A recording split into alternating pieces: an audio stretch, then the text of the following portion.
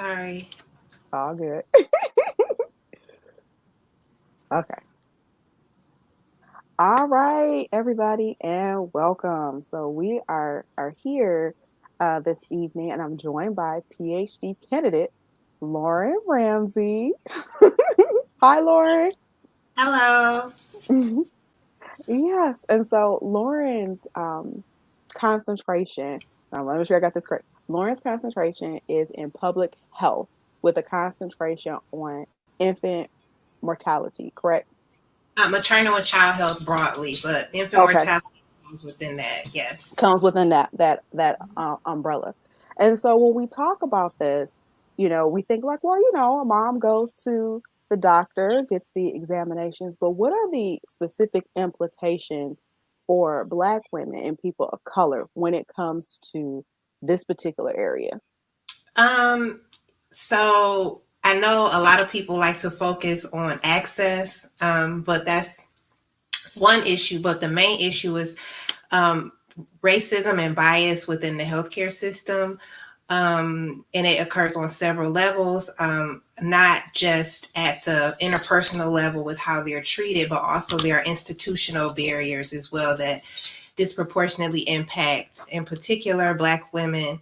They are 3 to 4 times more likely to die from a childbirth complication, and Black infants, are twice as likely to die before their first birthday compared to white infants.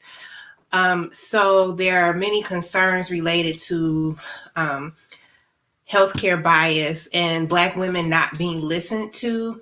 And a lot of times people think, oh, well, it's access. You have good insurance, or you don't have insurance at all, and you can't make these appointments. But a lot of women who are dying as of late are highly educated Black women. Education is supposed to be seen as a protective factor. It is not for Black women per se. Also, they obviously had really good health care insurance, and still they were not listened to when they went to the doctor to deliver babies, maybe even during the prenatal care process. And one aspect that's in the literature and has been in the literature for several years is the weathering hypothesis by, Dr. Eileen Geronimus. And she talks about how, everybody talks about how beautiful Black women are and how they don't age and they look way younger than they really are. Yes, on the outside, but on the inside, we have that stress that comes with being Black and a woman that can deteriorate our health and internally impact us. Stress is a known killer among many racial ethnic groups, but in particular, when you are have been historically disenfranchised, you're marginalized, that definitely has an impact on your health, not only for you, the generations before us. That trauma has been transmitted to us, we transmit it to our children. So we are actually dealing with generations of trauma in our wombs. And so that's why we're seeing the outcomes that we're seeing now. And it's time to really address that. We can't continue to keep losing our women and our babies at these very high rates. Yeah. Yeah. Yeah. Yeah, And you and you said said something something super super poignant about the weathering hypothesis, but also the trauma that is carried in the womb. So this becomes generational. Mm-hmm. And so let's, bring it back a little bit, particularly for those who may work in the healthcare profession and those who are coaches who are in the health and wellness space. How important is it? You said one, listen, Yes. the listening piece, but also the awareness. And it sounds like advocacy needs to be in place too. So if you can just kind of give some historical context about the trauma and specifically what type of trauma has been passed down generationally through the womb space. Okay. Well, so this kind of somewhat dives into my research, and it's about class. Our position in society is not only as Black women, but as caregivers to Black children, to Black men, partners, what they have to deal with out in society. They come home and we have to deal with that too, on top of what we also deal with in society and coming home. Also having to deal with the fact that our children are seen as older than what they are. They're treated as adults in many situations when they're children. We have to always have those conversations, or we are like the gatekeepers to our communities, and our community, and it's extremely stressful. A lot of the brunt work, a lot of the emotional labor falls on Black women. And I'll give an example. Abolitionist Sojourner Truth. And I mentioned her in my dissertation. You know, she was a tall, dark-skinned Black woman who was often mistreated. And she always said, you know, ain't I a woman? Like, just having to be an advocate and be this strong person, this strong Black woman, where you aren't allowed to like show emotion, or you take these abuses and you really have to just, what we say, keep it moving. And it's getting harder and harder to keep it moving, and it's getting harder and harder to, like, we internalize those things. Like, how long can you actually take abuse, physical, emotional, mental, and that trauma is passed down. And then also that strong Black woman schema is passed down, and that our feelings are often minimized, or we self-minimize our own feelings in order to cope and survive in society, because we're often seen as super strong, we have no emotion, or we can take pain, whatever type of pain it is, physical, emotional, even to the point where the medical community they're believing this, that we can take pain. And some of the earliest gynecological procedures were performed on enslaved women who were operated on without anesthesia. So in a lot of instances, all of this trauma of being like this strong Black woman has been carried from generation. It's been a coping mechanism, and a lot of people might think like it doesn't have an effect, but it does, because our babies are coming at low birth weight. Our babies are dying before they turn 1. So a lot of people don't think about it that way. And to Sojourner Truth, she had, I think, like 12 children, had lost several of them, had been separated from her children, because, you know, they will sell babies off and separate them from their parents. Imagine the trauma of delivering a child. You've carried a baby for 9 months or less, but still you've made a connection. That baby is a part of you. And then for it to be ripped away and sent somewhere else, the trauma that comes along with that, the coping mechanisms, because I have conversations with my daughter, my mother's had conversations with me, my dad has had conversations with me, just how to guard yourself in this society that is not very accepting of you. And it's a lot. Like you always have to be something that, change your hair, don't speak this way, don't wear your nails loud, don't have hand tattoos, don't have a nose ring, don't wear bright lipstick, don't do anything, just be quiet, don't have thoughts. It's stressful, okay? And we transmit. It's an erasure of identity. And it's killing us. Yeah. Yeah. And that, I mean, these are the facts. So I want to invite us into some exploration on what we can do to help heal this, because I was doing some research in recent times, even with our babies now at the border that are in concentration camps. They said that this will be a generation of sorrow. And so with that, we have tools that are available, right? But it also sounds like what I'm listening to you, it's a need to shift our consciousness and our awareness and increase our empathy. Yes, and also I always like to use the term, because in the medical community, they use the term cultural competence a lot. And to me, it seems like they're giving this false idea that you can be competent in someone's culture. I'm a Black woman. I've been a Black woman for 30 plus years, and still I will not consider myself competent in Black culture, okay? Like, it means something different.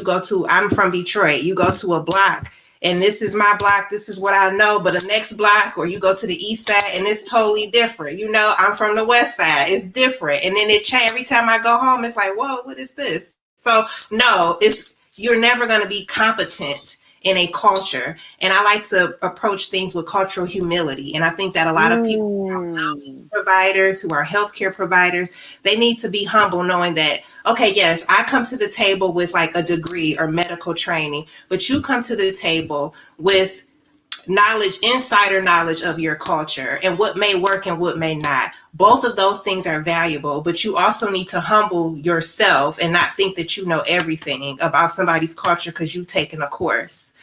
And it's You also, have that black friend. I yeah, love that that one. black friend. Yeah. Oh, you have a black friend. Or I don't see color. And anybody who says that to me or in my presence, they get the biggest, hardest side Fire.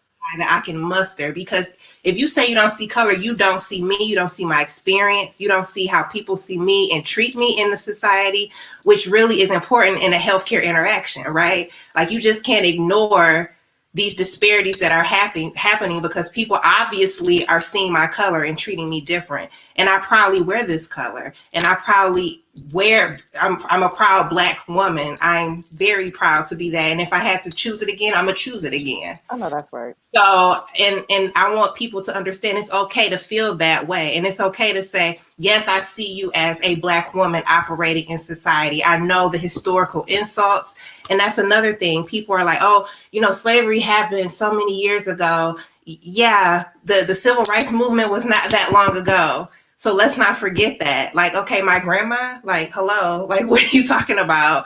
So you can't just ignore all of these historical abuses that have happened, not only to Black people, but also the Native American community as well. Like you just can't ignore those things and just say, forget about it. We can't, because we're dealing with those traumas now and it's coming out in our health and our baby's health. So we can't ignore that. And so, with all those layers that you are adding, especially, let us not forget about Indigenous women, to date, missing and abducted and having horrific procedures, Indigenous and Latino women having horrific procedures of sterilization. And I think it was a nurse, Don Wooten, had to blow the whistle in North Carolina about the practices, and Yes. I'm sure at her peril, when we blow the whistle, blow the top off, it's still a militia that can come after you. So what Yes. I'm hearing, if correctly, what I'm hearing you say is that even though something has happened centuries ago, there's still ramifications that are happening in our present. Yes, definitely. Especially with women, because, and I'm not sure if everyone knows this. Um, so I was when my mother was in my grandmother's womb, I was there too, experiencing that trauma because I was one of her eggs. Whatever eggs that a woman or a baby has as a female, developing into a female, that's what she will have for life. So we're all experiencing this trauma and passing it down. Whatever health effects, whatever she did or didn't do, whatever environmental trauma that she's experienced, and that stress from that. And a lot of people don't understand this concept of like allostatic load. And we all have this level of homeostasis where things are imbalanced. But once you experience chronic stress, like people in groups, minoritized groups, or groups have been like historically excluded, and there are many groups, but the focus now is on Black people. Um, that homeostasis now is broken. So that chronic stress has caused like this increase, like your body has to do so much more to be able to function and cope. And that's why we're more susceptible to these diseases. And if you read Arlene Geronimus, her work, she's actually done a study, and they found that Black women had the highest allostatic load scores, higher than Black men. Yeah. So the fight, flight, or freeze state is higher, disproportionately You're higher, always in that fight or flight. Yeah. and that becomes your normal. Yeah. And like you said, so am I hearing you correctly? So because when a female child is born, she has all the eggs that she will have for the rest of her life. I've been in my mother's womb, my grandmother's womb, her mother's womb, and then her mother's womb. And my grandmother, that's really so sobering because my grandmother was born in 1915. So Mm-hmm. this is like at the height of like the bloody summers of lynching, and that's a lot that's really a lot to take in. And so whatever and I think this is important, Lauren, if you can really help center this, because in the wellness space, and particularly in the coaching space, everything is about mindset, right? So if you just shift your mind, or your energy is blocked, right? So if you can help contextualize the difference between a mindset and social norms and cultural norms that have been accepted and adopted. So this is where my issue with that. Our society is very individualized, and it's always like if something happens to you, like it's just your fault, and it's not. People don't really look at the societal, institutional level barriers and cultural norms that come into play. And I always like to think about or bring up how, in order for us to really address these issues, we have to take a multi-level approach. And there's one scholar, his name is Bronfenbrenner Brenner. He's had this conceptual framework out since the 70s, so like before my life started. But he talks about these multi-level approaches and how people are influenced at these different levels. And one of those levels would be the level of society. And the society has like this cultural norm or this value. They place value on people based off various things. And those values trickle down to our institutions. And our institutions are the things that allocate resources. And from that impacts neighborhoods, and it impacts families, and it impacts individuals. And we know that resources are not equally allocated in this country.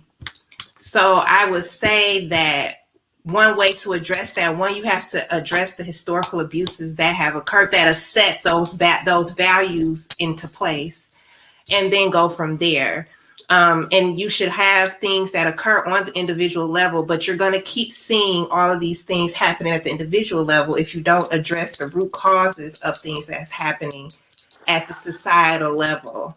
So that's the root cause. Answer your question, but that's kind of how I always try to look at things, because people, we're a very individualistic society. We're a very reactionary society. We react to things when we could have prevented them by actually looking at the root causes. And I really want the wellness community to think, yes, it could be a mindset, but it's also people really dealing with some serious institutional barriers. And I don't care how hard you try. Sometimes, like, ain't enough chakra balancing in the world too.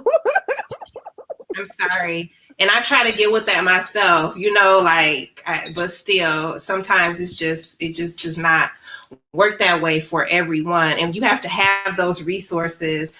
Just like people are now encouraged to be plant-free and vegan. It's expensive. I'm not going to lie to you and say that it's not. And the most vulnerable communities are living in food deserts. So how do you expect them to get access to this food? And we're not addressing the root causes of this. People can barely get to the grocery store and get fresh fruit and vegetables or meat that doesn't smell, knock you out when you walk to the grocery store. So we need to do better. So it sounds like we need, yes, like it's a multi-level approach. And it also sounds like we need bridges. We need people who are advocates and building bridges so that we can eliminate the food deserts. Because we all know, I mean, let's just be honest. We know what zip codes people live in. And so if we can move out of our zip codes and come across segregation, which is another form of racism. So let's just be honest and cultivate those relationships with urban farmers, because I know that in any community, particularly, or I will speak for my experience in the Black community, you have community activists that live right there in the neighborhood that are taking care of people, that are going down to take care of Mr. and Mrs. such and such, or shoveling snow, or making those runs. When they go for their groceries, they make runs for other people. So it sounds like that we need to really start having some dialogues and conversations about how we can allocate resources, because it does sound like it's going to come from the top down, but let's just be honest. Yeah, and that's another thing, because everyone's like, oh, we can't wait on our government. No, we cannot, but we can do things as a collective, which we've been doing for, I mean, come on now, yes, forever, because we always have these so-called resources. Now we have to build our own. But what happened is because folks will come in and destroy it and burn it down and kill us. But right. another conversation. That sure is. All right. We'll get there. Like, you go ahead and acknowledge that, okay? Like, you just can't sweep stuff like that under the rug and then try to make it seem like, oh, pull yourself up by your bootstraps. But we were, okay? Let's be clear. Very clear. That's right. To the point where there was a threat, because that's why all of it was burnt down. Because if we were like no threat to you, then why bother? You know what I'm saying?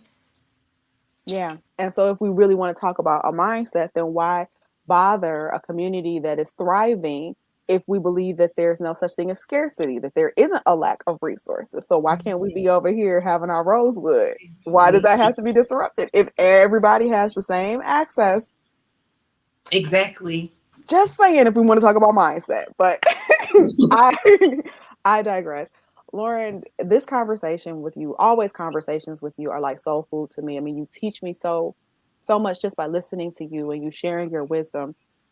And I just want to extend the invitation to those who are watching. Please, tag a friend. We have a 12-week program, and Lauren is going to be one of our guest experts to really go into depth and detail to talk about the trauma that lives in the womb. And so it's not just, obviously we're impacted, but I'm just wondering that also within the oppressor's family line and womb too, something must be conditioned in you to feel that you have to use hate and fear and torture and these tactics to preserve your quote unquote place in the world. Mm-hmm. So that it has to go. It can't just be one way. It has to go both ways. And it feels like that with the women, we say this and just like, the features as female and, who runs the world girls. And we have like these monikers, but I don't think people really understand. Like, no, it really is the woman, because that's the one that is carrying the life. And that it sounds like has been carrying the family line. Yes. I have been in the world for generations. Yes. I'm just an egg that has been passed down. Mm-hmm. I am the manifestation of generations of women. Yes. And yes, in their tragedy, I also have their victories. Yes. And we're here.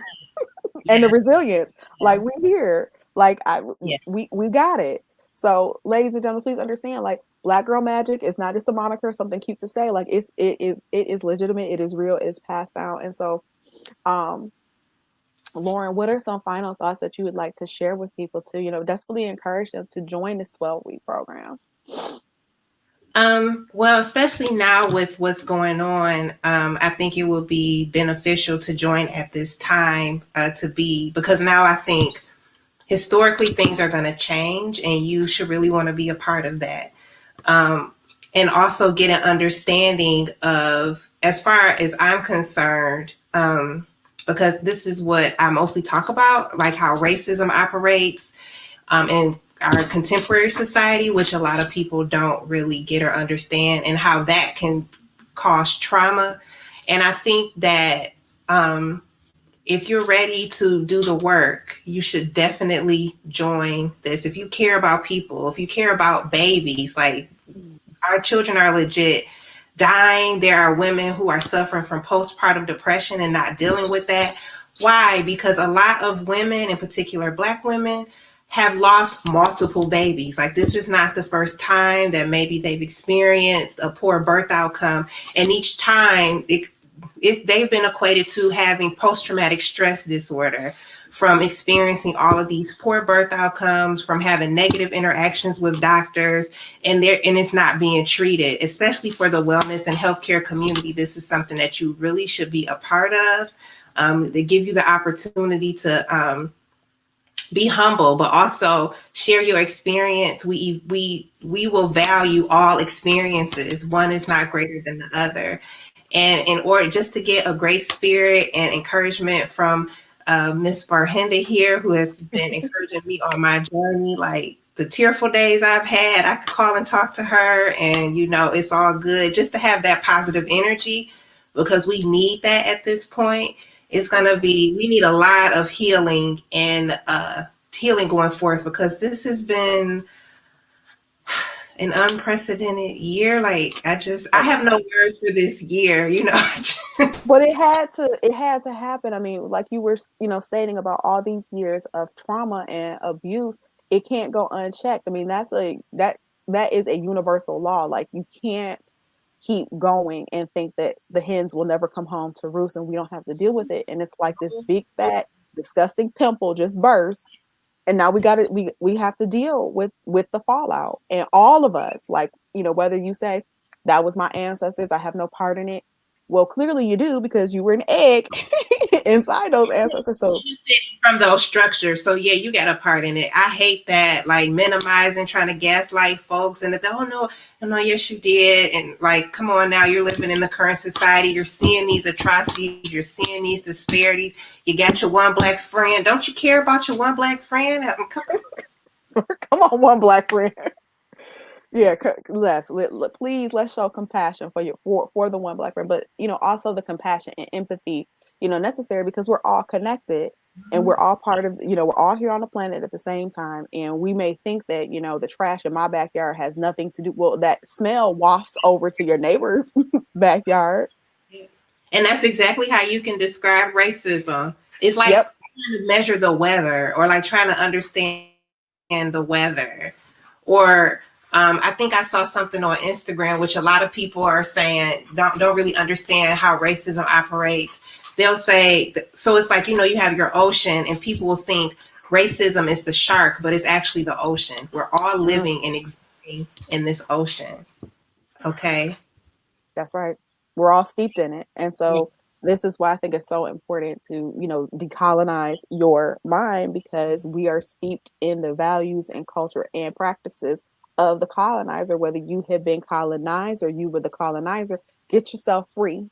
And it Yeah. sounds like you're giving us the historical ramifications, how it plays out in the present, and how we can become advocates, bridges, work collectively to heal our womb and heal our consciousness. Yes, and the workshop, everyone, will be a safe space to really express how you feel. I know a lot of people have different opinions and thoughts and life experiences and don't feel safe sharing in certain situations or with certain groups. Listen, come share. All I can say is, like, this is not that. I want you to come, bring it all, bring your shame, bring your guilt, bring your tears. Because here's the thing: if you don't get free, then we're gonna have another generation. And personally, I can't. After, of course, it was traumatic, but watching George Floyd, like I said, I'm done. I'm Yeah, done. yeah. And That one imagine, that one wiped me clean out. I'm done. and these are people, and it's so crazy that people are thinking that this is not normal, especially for people who look like my dad or my cousin or my brother or like my husband, future husband, Come stuff on, like future husband.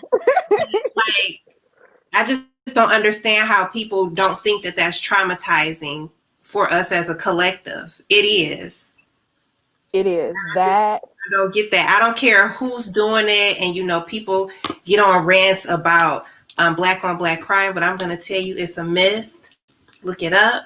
No one says white on white crime. No one says Asian on Asian crime.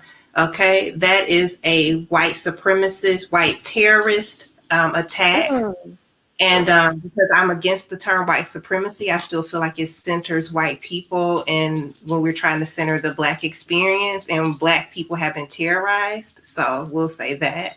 And currently, so yeah, we're constantly seeing these images of people who look like us, who love us, who we love, who we care for, who we birth, being killed in the street, and it's nothing being done. Another insult to injury is that people are not being held accountable. But when people like us, we're definitely held accountable and falsely that's held right. accountable. So it's That's just right. That's right. And that's one of the things that we're going to be addressing too, Lauren, within the 12-week program, is accountability. How do we hold ourselves accountable? And then how do we take these injustices and see them through, like go the distance with them? Because we all kept saying today is a good day to arrest the killers of Breonna Taylor. Well, who are their names? Like, it's not enough to just do the hashtag, say their name, but we know that their murderers are like walking around free. Mhm. Yep. just living their lives with no repercussion. And I think we really need to examine the fact that with ease, George Floyd was murdered. I mean, he's being filmed and you're unbothered by the fact that you're being filmed because you know that there's not going to be, or you will perceive that there will be no ramification for your action. The audacity. Hey. That is audacity. That is audacity. Yeah. But as we said, with the woman in the womb, these precious zygotes, you are taking care of the next 7 generations right now by the choices that you make. And where do we want to go? And I think we sometimes get glamorized because we do have a new regime, just because we have new elected officials and listen, elect because they're still fighting them tooth and nail with that. It doesn't mean that the problem has gone away. Right. No, not at all, because the country was founded on these principles. So it's going to take, like, the two of them coming in is not going to change centuries of what's been going on and what's been built into this country. So, I mean, we just have to do the work. It's going to take a very long time. That's right. But one thing I do know and appreciate, because I have a 15-year-old daughter, and their generation is like not having it. They're Like, not having it. They are the generation. They're the yeah, generation. No, they say no to everything. yeah, No, no, no, yes. no. They're gonna love who they love. They're gonna diversity, inclusion, equality, Girl, and yes, because they're fluid. They're fluid, and because they are running and tell that. and I listen to my daughter talking to her friends on chat and on TikTok or whatever, Snapchat, and she gets folks together. Like, listen, this is what I know, you're not homophobic. I was like, oh, okay, good. Like, call folks out, because our generation and maybe before that definitely was not happening. No, no. But now it's like, I mean, it's interesting how like people say that one person can make a difference, or you know um, all of a sudden, and it's like, no, it's not all of a sudden. Stonewall made that happen. When we look at the fact that you have a logo now, that we have RuPaul's Drag Race, like 20 years ago that would have never been. And that's not like all of a sudden. That did Right. not happen overnight. Queer Eye, and it's like, we're here. No. That took a loss of, it took some blood. Yes. Yes, it did. Yes, It it took did. some blood. And I just believe that we're in a space now where we have enough information, we have enough awareness, we have enough tools. Because yes, I believe balance my chakras and trying to eat right.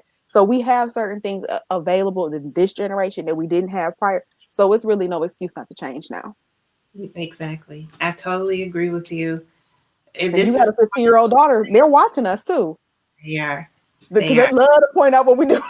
Yeah. So anyone watching, if you got a teenager, they love pointing out, well, you said and you did. And they love pointing out how we're not congruent with what we say and what we do.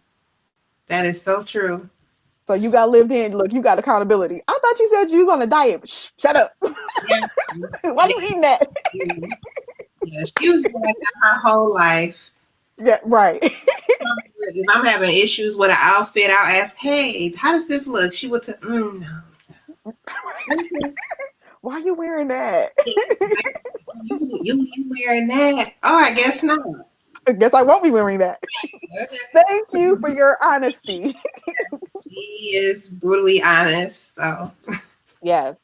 Well, I'm just so excited to have you. So, um, Lauren Ramsey, PhD candidate, is one of 3 experts that we're having. We have Ellen Chamberlain, who will be up next to talk about compassionate copy. So, how we can write in our forward facing communications in ways that really do communicate with empathy and not just the right thing to say.